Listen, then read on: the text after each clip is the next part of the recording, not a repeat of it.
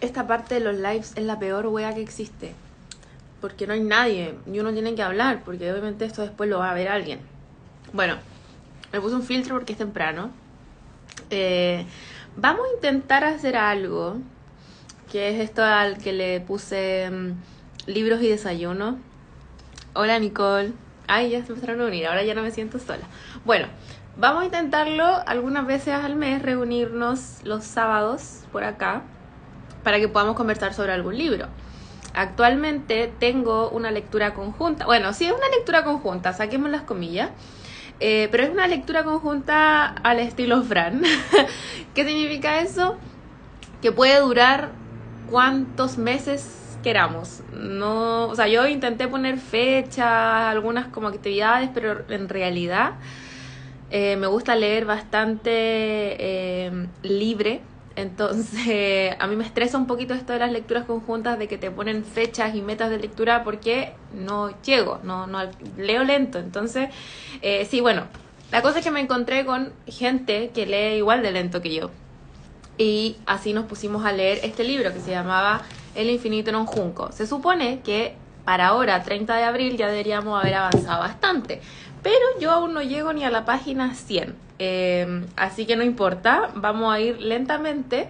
Y como este libro no es una historia propiamente tal, sino que es no ficción y habla sobre la invención de los libros en el mundo antiguo, invención de los libros como una forma casi como libro objeto, como el objeto del libro, como evolucionó a lo largo del tiempo, etcétera. No me parece mal que podamos leer algunas partes porque no hay spoilers, o sea, no hay spoilers.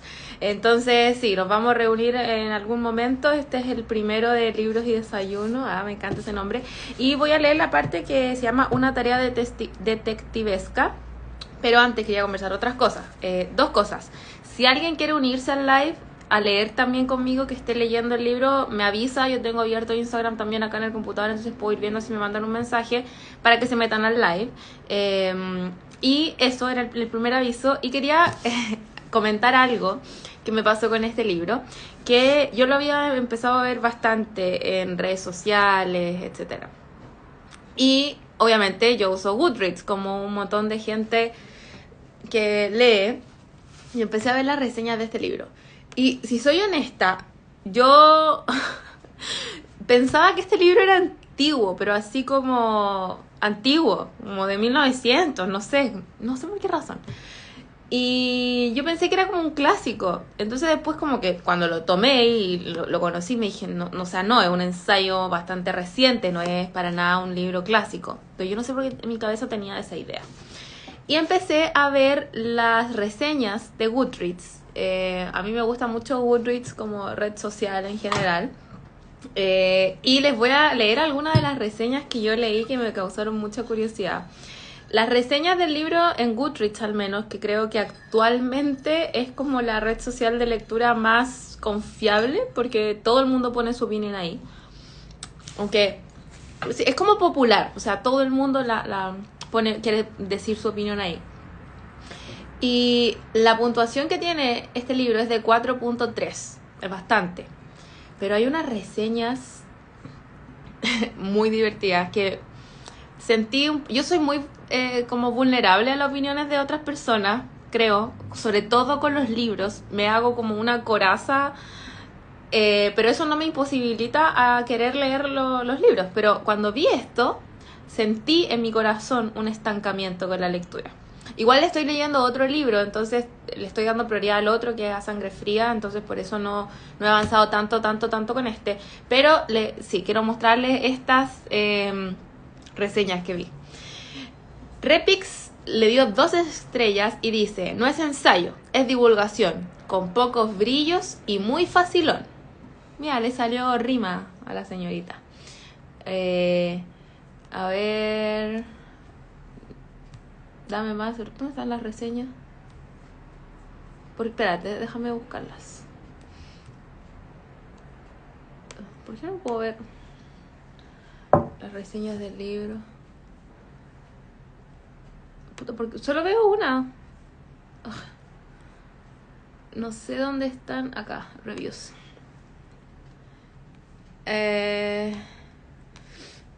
Porque están en inglés.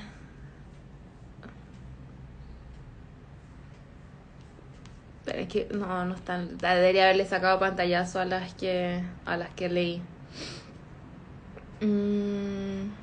Bueno, dice, I really enjoyed the book, I recommend it, but please give me a break. Como lo disfruté, pero wait. There's too much hype about this book. Hay mucho hype. No es un do it or die deal. Y este es el comentario que siempre se repetía en las reseñas que vi. Decía, on the other hand, sometimes it gets so narcissistic. Que el libro se vuelve demasiado narcisista, demasiado personal. Y acá dice, I, me, my, mine, you know. Our readers really don't care about your personal, small... Oh, qué brígido. Our readers really don't care about your personal, small and irrelevant anecdotes. Como que en verdad está diciendo que a la gente supuestamente no le interesan las anécdotas literarias de la autora. Me parece un poquito fuerte la reseña, porque igual si uno está leyendo un libro quizás de no ficción, puede haber algo de personalismo en la escritura, pero sí que la autora a veces se pasa y yo llevo solamente 80 y tantas páginas, así que bueno, pero estoy tratando de buscar las reseñas en español, que no sé dónde están. No puedo filtrar estas cosas.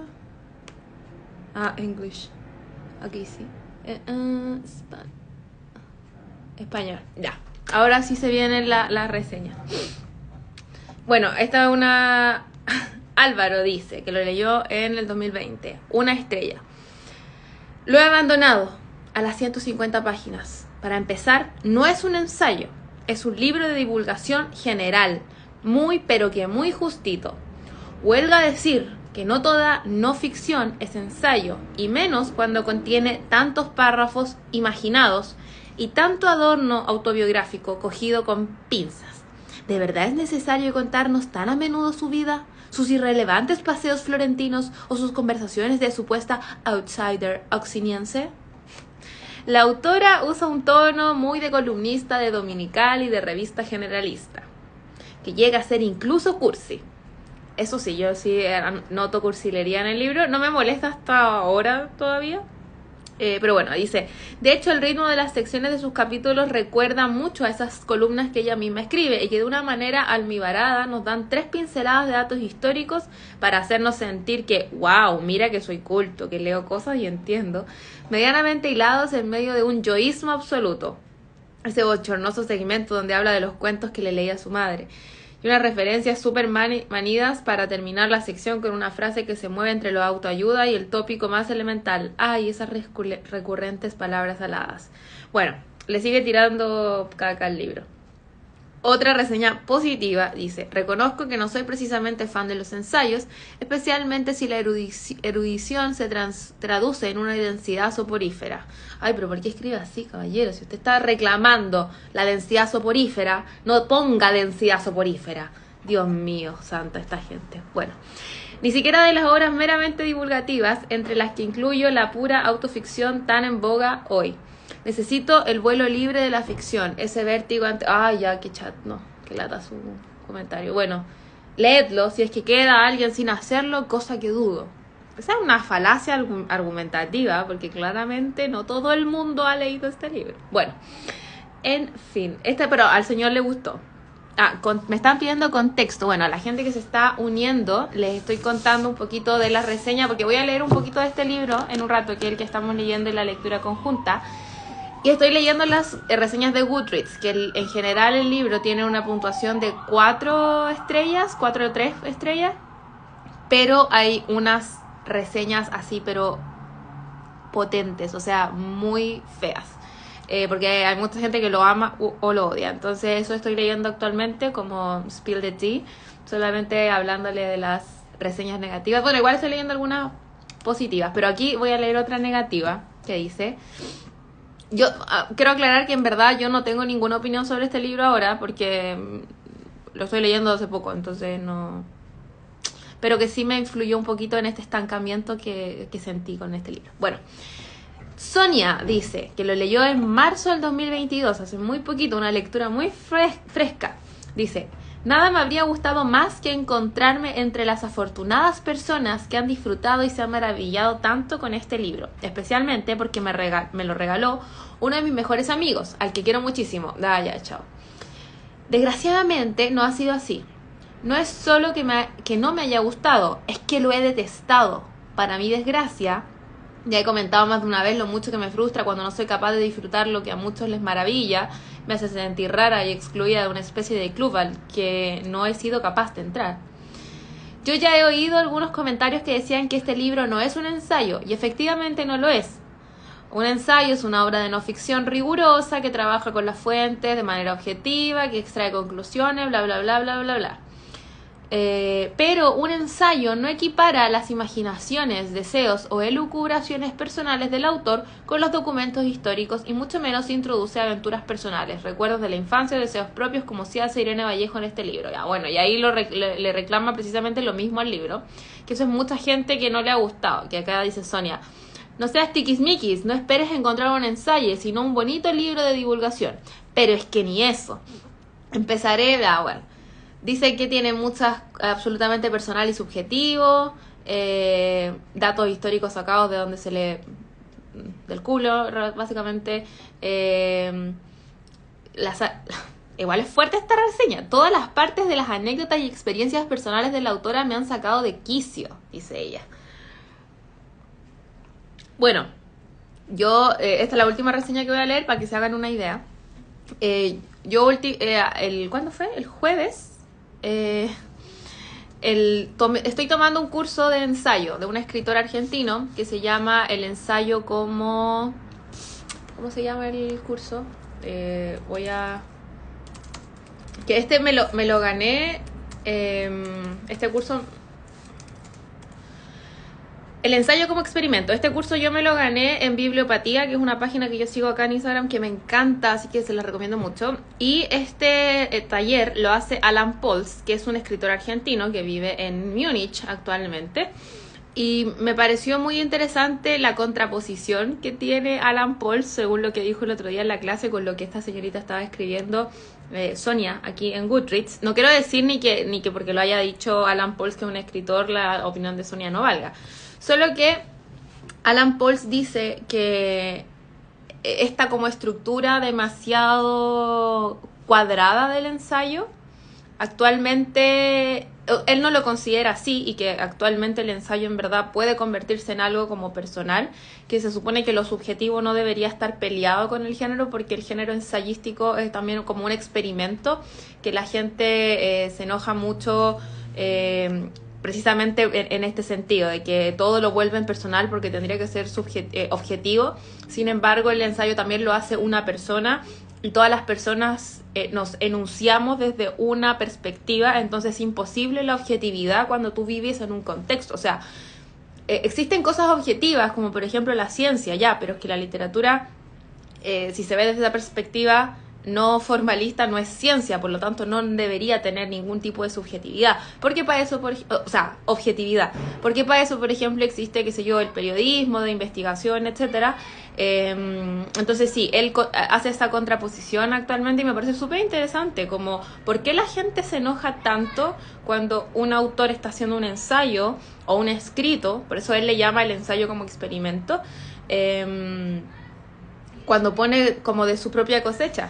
Es súper difícil que la gente que escribe se salga de sus experiencias, de su enunciación, porque todos somos seres situados, y eso en literatura, la palabra situado es súper, súper importante, porque no existe nada no situado. O sea, siempre está todo situado, todo contextualizado, queramos o no.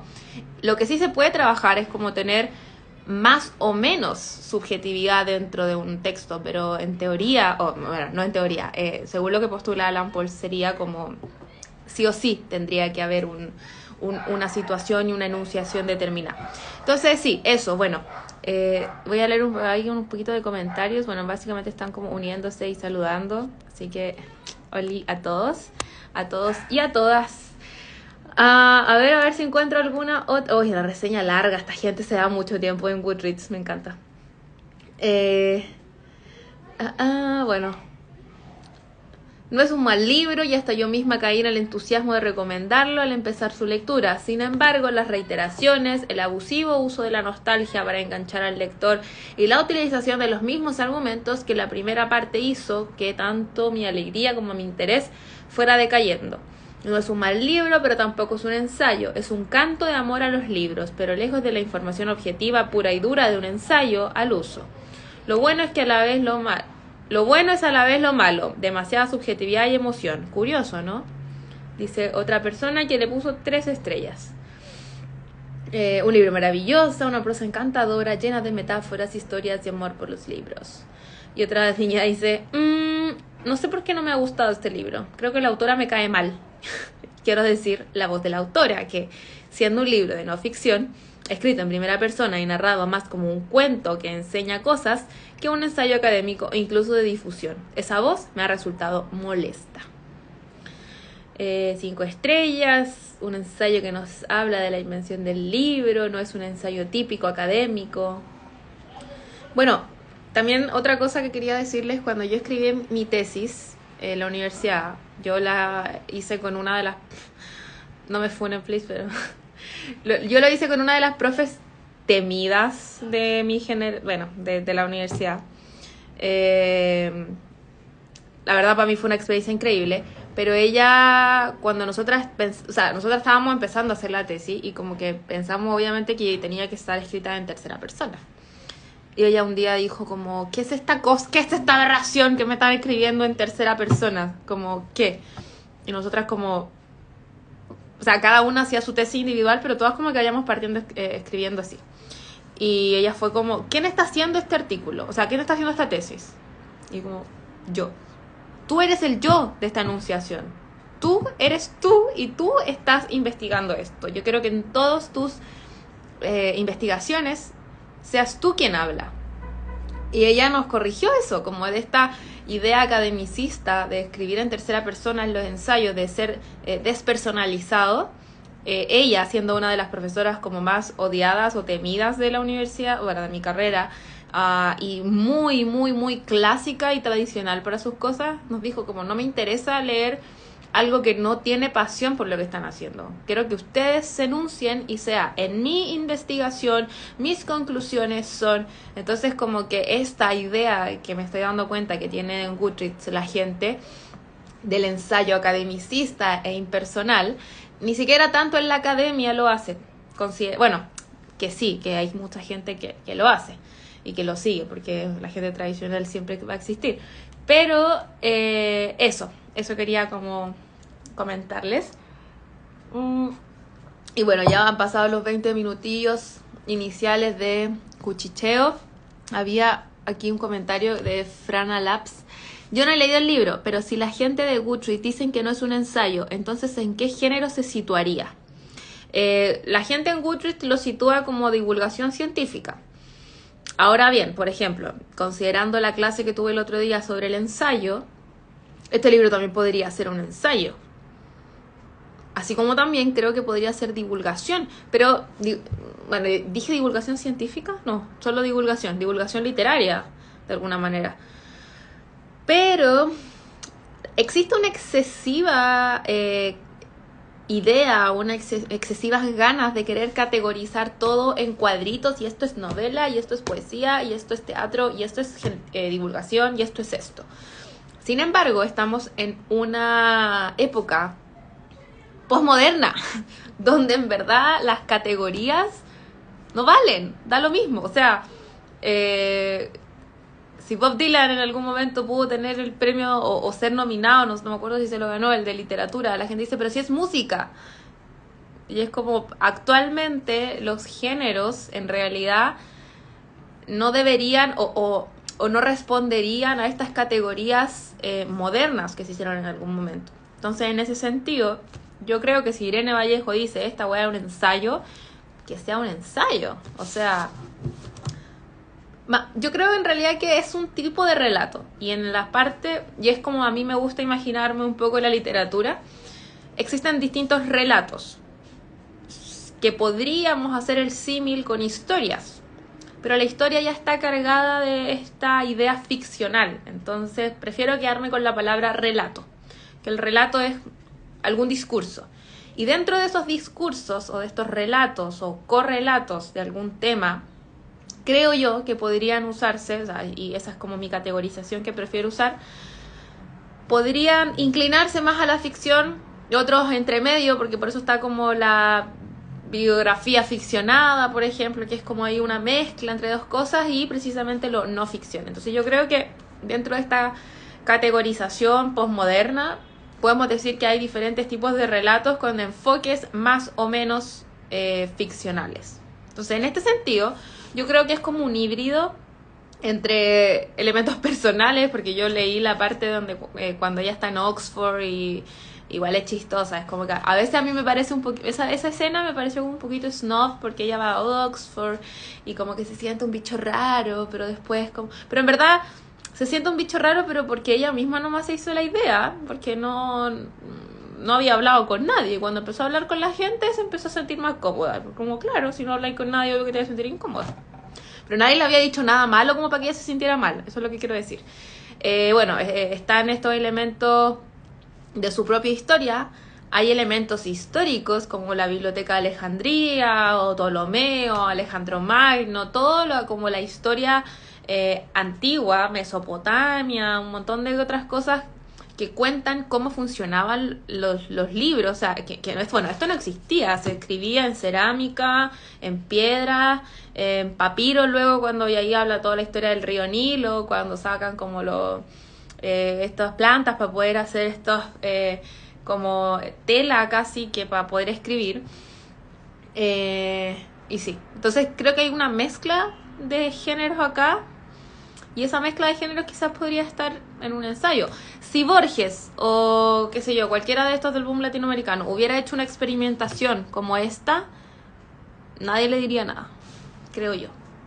Pero como una autora actual, moderna, lo está haciendo, la gente se pone loca, creo yo. Pauli G. Parra, y se quede para adentro con lo del ensayo en primera persona. Yo soy borita de la literatura, pero siempre que tuve que escribir ensayo en la U o colegio era como pecado hacerlo en primera, debía ser en tercera persona. Es que eso es como lo tradicional. Yo también quedé en shock cuando la profe, que repito, es como la profe muy tradicional, que nadie quiere. Y yo hice mi tesis en literatura española del siglo XVII, o sea, imagínate, nada que ver con el mundo actual. Y ella como, no me interesa que esto lo escriban en tercera persona, tiene que ser en primera, como, porque es fruto de su cabecita esto. Entonces, es increíble. Es como escuchar a una profe de lenguaje. ¿Yo? Ay, qué chistoso. Bebookstagram dice: Fran, ante tantas reseñas negativas, igual uno tiene curiosidad de leerlo en algún momento. ¿Crees que necesitamos leer otro libro similar antes de llegar a este? ¿Se te ocurre alguno para recomendar? No, yo creo que la verdad es que no. Bueno, sí, recomendaría un poquito, solamente como para hablar del género ensayo. Ah, pero tengo un ejemplo. A Virginia Woolf nadie le dice nada por contar su experiencia. Ella sí hace una experiencia personal en un cuarto propio, y además ficcionaliza con esto de la hermana de Shakespeare. En ese libro ella hace una como ficcionalización de qué hubiera pasado si Shakespeare hubiera tenido una hermana, con lo genial y grandioso que fue Shakespeare, y nadie le dijo nada a Virginia Woolf. Bueno, claro, porque es Virginia Woolf, pero ella también genera algunos elementos personalistas. Igual el ensayo es mucho más corto, mucho más corto, por lo tanto no se vuelve tan reiterativo como en este caso, según la gente de Goodreads, esta repetición del yo. Pero ella también ficcionaliza cosas, porque esa hermana de Shakespeare en ningún momento se supo si es real o no. O sea, históricamente se supone que no es real, porque no se conoció. Pero bueno, mira, muy buena, me acabo de iluminar. Pero sí, bueno, recomendaría ese quizás como para que se metan un poquito al género de ensayo. Pero en realidad yo soy de la idea de que sí que cambia la experiencia literaria cuando uno lee otras cosas para entender otros libros, pero también siento que cada libro debería en algún punto sostenerse sobre sí mismo. Entonces, bueno, a menos que sea una saga, ahí no. Pero Pero sí, no me gusta eso de como, es que no lo entenderías si no lees otro. No, o sea, ¿qué te hace pensar que la gente no es lo suficientemente inteligente que puede sumar 1 más 1 para poder entender un enunciado, que básicamente es lo que hay en un libro? Entonces, yo creo que lo que podemos hacer es quizás conversar, porque yo de verdad que me trabé un poquito cuando le empecé a leer estas reseñas, y no quería como que esto me trabara en la lectura, pero como les decía hace un rato, ya estoy concentrada en otro libro, también es como que lo que ha afectado mi avance en esta lectura. Pero sí, espero haber respondido esa pregunta bien. ¿Crees que tenemos que llegar a este libro quizás en un mood en particular, con la mente más abierta? Sí, yo creo que sí. No tratar de dejarse llevar como yo con las reseñas. Ahí también es súper difícil no influenciarse, pero yo creo que tratar de pensar en lo que uno está buscando.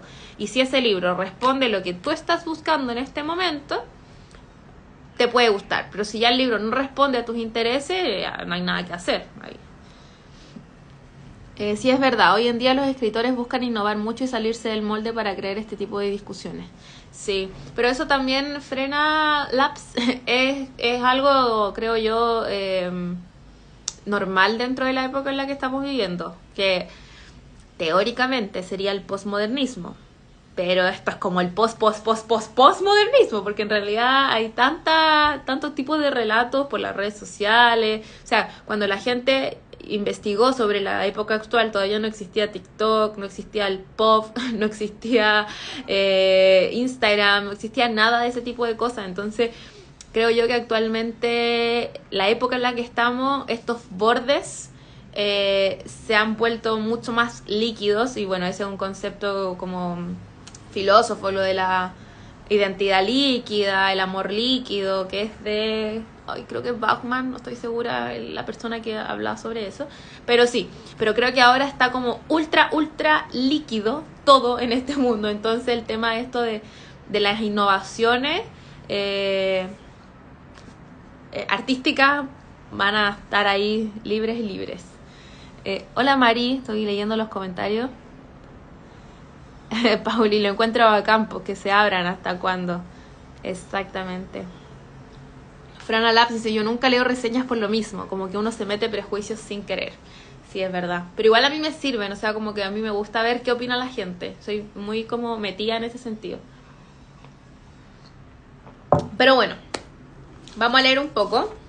Como les dije, vamos a leer esta parte que se llama Una tarea detectivesca. Ay, hay otro de Homero. Bueno, vamos a leer primero que se llama Una tarea detectivesca, a ver qué me encuentro.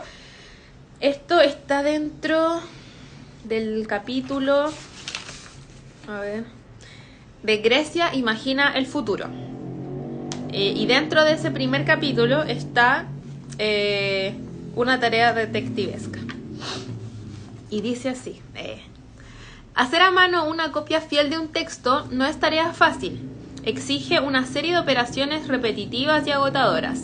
El copista debe leer en el libro que le sirve de modelo un trozo de texto, retenerlo en la memoria, reproducirlo con una caligrafía hermosa y después volver al original engarzando la mirada en el punto exacto donde se había detenido. Está hablando de cómo se reproducían las copias antes, porque actualmente uno no piensa en eso, pero antes había un solo libro. O sea, yo, Francisca Magna, por ejemplo, en la época, no sé, escribía un libro y escribía solo una copia y existía una. Eso ahora es inimaginable, porque una tirada de un libro que nadie conoce ya tiene, no sé, 100 libros, imagínense. Entonces, y en ese momento había que copiarlo para tener más reproducciones. Así que, bueno. Hacía falta una enorme concentración para llegar a ser un buen escriba. Incluso la persona más entrenada y atenta introduce fallos, errores de lectura, lapsus por cansancio, traducciones mentales, malinterpretaciones y correcciones equivocadas, sustituciones de palabras y saltos en el texto. De hecho, la personalidad del copista se retrata en las faltas que comete. Aunque la mano que copió un libro fuese anónima, a través de los errores hemos podido saber dónde nació el escriba, qué nivel cultural tenía, su agilidad mental y sus gustos. Hasta su psicología aflora en sus omisiones y en palabras intercambiadas. Esa parte es súper interesante. Es un hecho comprobado que toda copia siembra errores en el texto que reproduce. Una copia de la copia reproducirá los fallos del modelo y siempre añadirá otros nuevos de su propia cosecha. Los productos artesanos nunca son idénticos. Solo las máquinas pueden reproducir en serie. Los libros manuscritos variaban a medida que se iban multiplicando, como ese juego que consiste en ir contándose la misma historia al oído de persona a persona y comprobar que, al pasar de boca en boca, termina por convertirse en un cuento diferente del original. Básicamente el cuento del teléfono. O sea, este jueguito del teléfono. La apasionada y enloquecida competición entre reyes coleccionistas había convertido a Alejandría en el mayor arsenal de libros jamás conocido.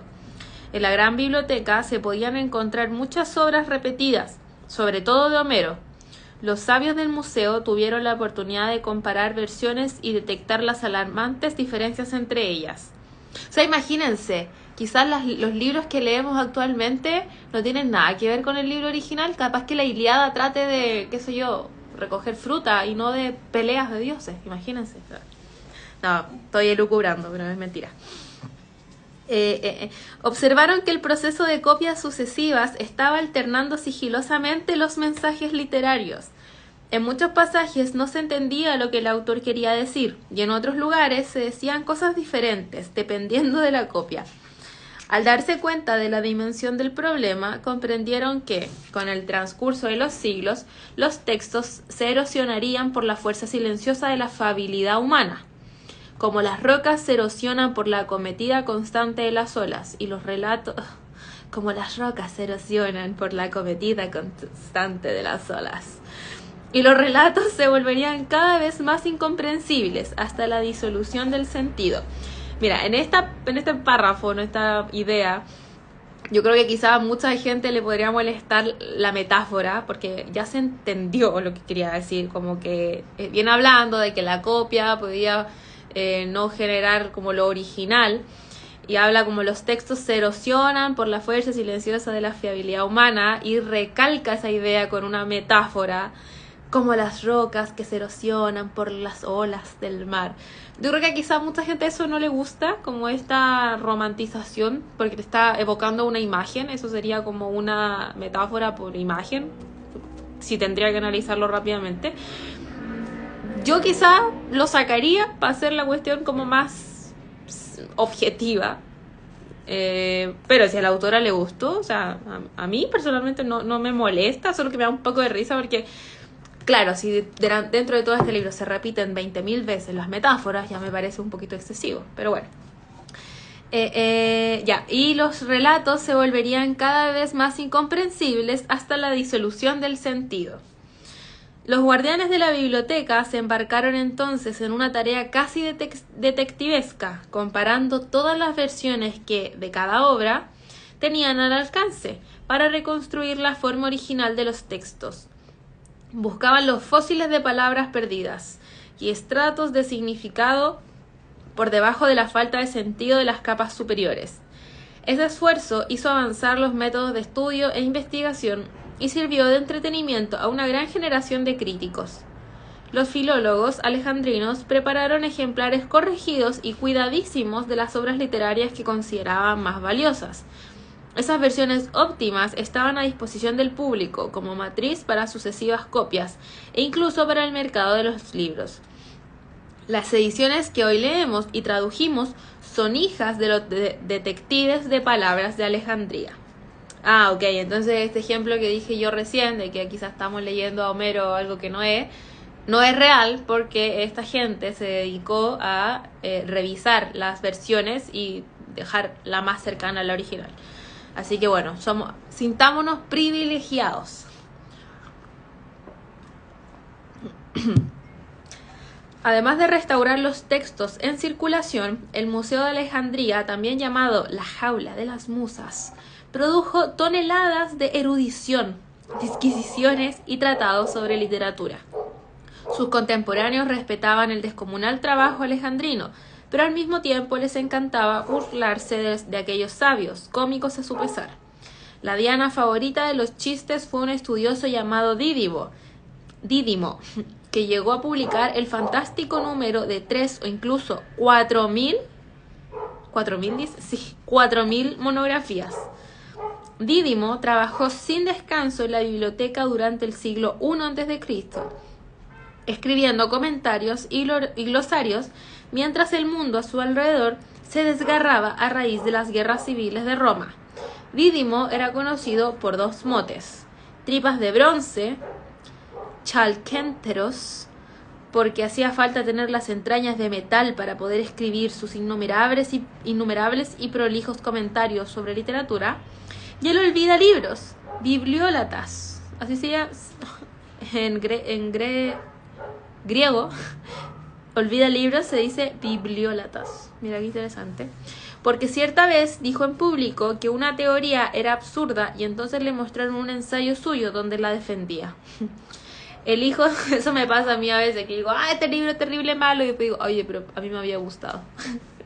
Bueno, el hijo de Dídimo, llamado Apión, heredó el infatigable oficio paterno, y se cuenta que el emperador Tiberio lo llamaba pandero del mundo. Los filólogos alejandrinos, apasionados, detallistas, cultos y a veces pedantes y farragosos, cubrieron rápidamente un trayecto que, con sus éxitos y excesos, también hemos realizado nosotros.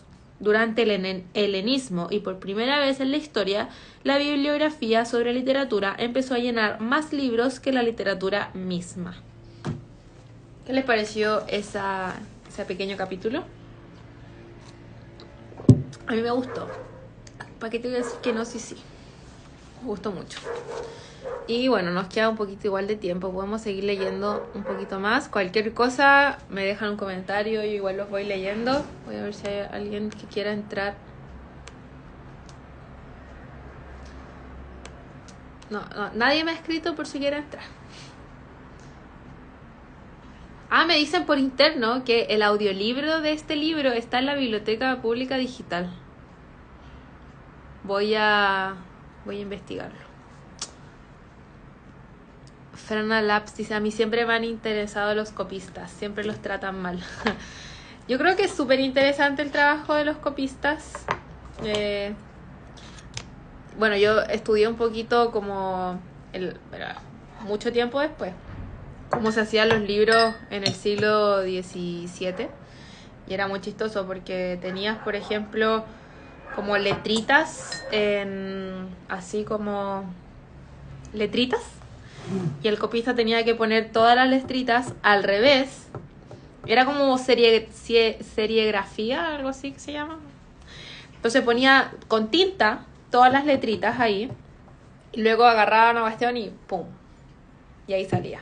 Y había una cosa rara, como que la hoja se dividía en cuartos. Entonces tenía que hacerlo de tal manera de que pudieran como doblar todas las cosas para que quedaran así un libro. Era muy interesante. Como que eso también me gusta mucho de los libros, como los objetos. O sea, uno siempre piensa en libros y piensa en las historias, en lo no físico. Pero existe un trabajo físico también muy interesante, el tema de los libros. Entonces creo que yo no sé mucho de eso, pero creo que estudiar esa como hechura de libros también es interesante. Me hice unas tostadas francesas, me quedaron súper ricas.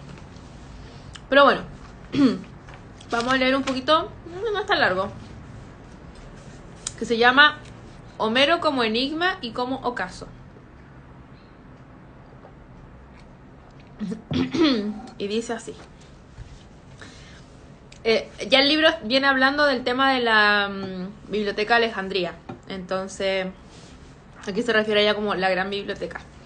Que se supone que la Biblioteca de Alejandría quería reunir todos los libros del mundo. Y Alejandro Magno quería entrar como en esa cruzada, básicamente, de agarrar todos los libros del mundo para tenerlos ahí.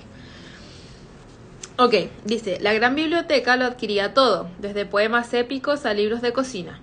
En medio de ese océano de letras, los estudiosos debían elegir a qué autores y obras dedicaban su esfuerzo. No había discusión sobre el gran protagonista de la literatura griega, y en él se especializaron. Alejandría se convirtió en la capital homérica. Homero está envuelto en el misterio. Es un hombre sin biografía, o tal vez solo el mote de un poeta ciego. El nombre Homero se puede traducir como el que no ve. Los griegos nada sabían con certeza sobre él, y ni siquiera se ponían de acuerdo cuando intentaban situarlo en el tiempo. Heródoto creía que había vivido en el siglo IX a.C., 4 siglos antes de mi época y no más, escribió, mientras que otros autores lo imaginaban contemporáneo a la guerra de Troya, en el siglo XII a.C. Homero era un vago recuerdo sin contornos, la sombra de una voz a la que atribuían la música de la Ilíada y la Odisea. Todo el mundo en aquella época conocía la Ilíada y la Odisea. Quienes sabían leer habían aprendido a hacerlo leyendo a Homero en la escuela, y los demás habían escuchado contar de viva voz las aventuras de Aquiles y Ulises. Desde Anatolia hasta las puertas de la India, en un mundo helenístico expandido y mestizo, ser griego dejó de ser un asunto de nacimiento o de genética. Tenía mucho más que ver con amar los poemas homéricos. La cultura de los conquistadores macedonios se resumía en una serie de rasgos distintivos que las poblaciones nativas estaban obligadas a adoptar si querían ascender. La lengua, el teatro, el gimnasio, donde los hombres se ejercitaban desnudos para escándalo de los demás pueblos. Los juegos atléticos, el simposio, una forma refinada de reunirse para beber, y Homero. En una sociedad que nunca tuvo... Podríamos hacer lo mismo que... Perdón mi distracción. Pero podríamos hacer alguna vez algo similar a lo que estamos haciendo ahora, en la noche, con un vino o cerveza, y podríamos llamarle simposio literario. Bueno, sí, simposio literario. Mira, creativa, desperté creativa. Podríamos hacer eso. O puede ser quizás algo en YouTube. Podríamos hacer lives en YouTube. Bueno, lo voy a pensar. Díganme qué piensan. Para que no se me olvide, lo voy a anotar. Simposio. Una forma refinada de reunirse para beber, y Homero. En una sociedad que nunca tuvo libros sagrados, la Ilíada y la Odisea eran lo más parecido a la Biblia. Fascinados por Homero o enfurecidos con él, pero sin la vigilancia de una clase sacerdotal, los escritores, artistas y filósofos griegos se sintieron libres para explorar, cuestionar, satirizar o ensanchar los horizontes homéricos. Se cuenta que Esquilo dijo humildemente que sus tragedias eran solo las migajas del gran banquete de Homero. Platón dedicó largas páginas a atacar la presunta sabiduría del poeta y lo expulsó de su república ideal. Este Platón, o sea, caleta de color. Cierta vez desembarcó en Alejandría un sabio ambulante llamado Zoilo, que promocionaba sus conferencias declarándose subversivamente el fustigador de Homero, y el rey Ptolomeo acudió en persona a su espectáculo para acusarlo de parricidio. Nadie permanecía indiferente ante las epopeyas de Aquiles y Ulises. Los papiros desenterrados en Egipto confirmaban que la Ilíada fue con diferencia el libro griego más leído en la antigüedad, y se han encontrado pasajes de los poemas en los sarcófagos de momias greco-egipcias, personas que se llevaron consigo versos homéricos su rumbo a la eternidad. Los poemas homéricos eran más que un entretenimiento para un público hechizado, expresaban los sueños y las mitologías de los pueblos antiguos. Desde tiempos remotos, de generación en generación, los seres humanos nos relatábamos los hechos históricos que han dejado huella en la memoria de las generaciones, pero tenemos la manía reincidente de convertirlos en leyenda. En el siglo XXI, la invención de gestas heroicas puede parecernos un mecanismo primitivo y ya superado. Sin embargo, no es así. Cada civilización elige sus episodios nacionales y consagra a sus héroes para enorgullecerse de un pasado legendario. Tal vez el último país en forjar su universo mítico haya sido los Estados Unidos, con el western, y ha logrado exportar su fascinación al mundo globalizado contemporáneo.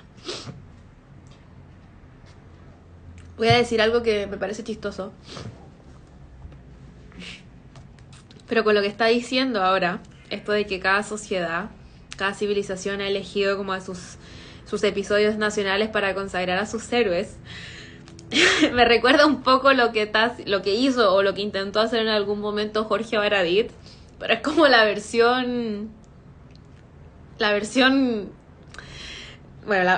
mala de esto, porque él quiso como revitalizar a todos los héroes nacionales chilenos cuando se empezó a consagrar la República de Chile. Pero él lo intentó hacer, como su tipo de proyecto estético está mucho más ligado a la ficcionalización. Se supone que esto, lo que está contando acá, es más que nada como explicación de las cosas. Dilo, Fran, la versión fruna, que no quería decirlo por si a alguien le gusta ese tipo. A mí no me gusta, de verdad que no me gusta. Pero me parece un poco eso, como la versión actual chilena de lo que en algún momento las civilizaciones antiguas querían hacer, como rescatar a sus héroes nacionales, que finalmente yo creo que es algo natural, como que esto de anclarse al territorio. Guardando obvias diferencias, este sería como un Sapiens que habla de libros. Creo que sí, no he leído Sapiens, pero quiero leerlo. Pero sí, se supone que habla como de esta evolución del libro. Y creo que Sapiens también habla de eso, como de la humanidad. Pero bueno, con mi breve introducción, es que me da risa leer en voz alta, porque yo estas ideas que van surgiendo cuando leo sola, solo están en mi cabeza. Y ahora me estoy exponiendo contándoselas a ustedes. Pero bueno. Ya nos queda poco tiempo, entonces voy a ver si puedo... Sí, creo que lo terminamos. Bueno, habla de que en Estados Unidos lograron consagrarse con el western. John Ford reflexionó sobre la mitificación de la historia en El hombre que mató a Liberty Balance, donde el director de un periódico, rasgando el artículo sólidamente documentado de su reportero de investigación, concluye: esto es el oeste, señor, y en el oeste, cuando los hechos se convierten en leyenda, hay que imprimir la leyenda. No importa que la época añorada, los tiempos del genocidio indio, la guerra civil, la fiebre del oro, el poder de los salvajes vaqueros, las ciudades sin ley, la apología del rifle y la esclavitud, fuese en realidad poco gloriosa. Algo parecido podría afirmarse, y algunos griegos tuvieron el coraje de decirlo, acerca del gran acontecimiento fundacional heleno, la sangrienta guerra de Troya. Pero igual que el cine nos ha enseñado a enamorarnos de los paisajes polvorientos y grandiosos del lejano oeste, de los territorios fronterizos, del espíritu pionero y del afán de conquistar la tierra, Homero emocionaba a los griegos con sus violentos y vibrantes relatos del campo de batalla y del regreso de los veteranos al hogar. Como las mejores películas del oeste, Homero es más que un mero panfleto patriótico. Es cierto que sus poemas representaban al mundo aristocrático sin rebelarse contra sus injusticias ni ponerlo en entredicho, pero también sabía captar los claroscuros de sus historias. Allí reconocemos una mentalidad y unos conflictos no tan lejanos de los nuestros, o para ser exactos, dos mentalidades, porque la Odisea es muchísimo más moderna que la Ilíada. La Ilíada narra la historia de un héroe obsesionado por la fama y el honor. Aquiles puede elegir entre una vida sin brillo, ni un brillo tu wea, larga y tranquila, si se queda en su país, o una muerte gloriosa si se embarca hacia Troya.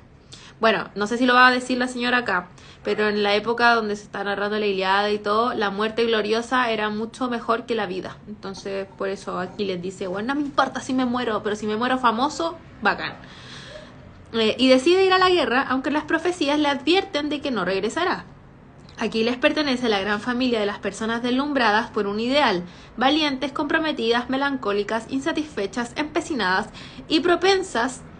Tantos adjetivos, weón, podrías haber hecho menos. Y propensas a tomarse muy en serio a sí mismas. Alejandro soñó desde la infancia con parecerse a él y buscó inspiración en la Ilíada durante los años de su fulgurante campaña militar.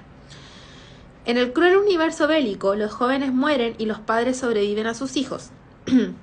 Una noche, el rey de Troya se aventura solas hasta el campamento enemigo para rogar que le devuelvan el cadáver de su hijo, con el fin de enterrarlo. Aquiles, el asesino, la máquina de matar, se compadece del viejo y ante la imagen de dolorida dignidad del anciano, recuerda a su propio padre, a quien no volverá a ver. Es un momento conmovedor en el que el vencedor y el vencido lloran juntos y comparten certezas. El derecho a sepultar a los muertos, la universalidad del duelo y la belleza extraña de esos destellos de humanidad que iluminan momentáneamente la catástrofe de la guerra. Oye, esa parte está muy linda. Hay un texto que es muy bueno, que se llama El cadáver ultrajado. No, se llama La bella muerte y el cadáver ultrajado, que habla sobre esto, sobre la muerte, el enterrar los cuerpos en esta época. Es muy bueno ese texto y ese tema es un tema muy, muy importante dentro como la literatura clásica. ¿Qué? Literatura clásica, esta literatura clásica, como no los clásicos del siglo XVIII. Esta. Sin embargo, aunque la Ilíada no lo cuenta, sabemos que la tregua será breve. La guerra continuará, Aquiles morirá en combate, Troya será arrasada, sus hombres pasados a cuchillo y sus mujeres sorteadas como esclavas entre los vencedores. El poema termina al borde del abismo.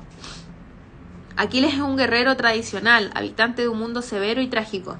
En cambio, el vagabundo Ulises, una criatura literaria tan moderna que sedujo a Joyce, se lanza con placer a aventuras fantásticas, imprevisibles, divertidas, a veces eróticas, a veces ridículas.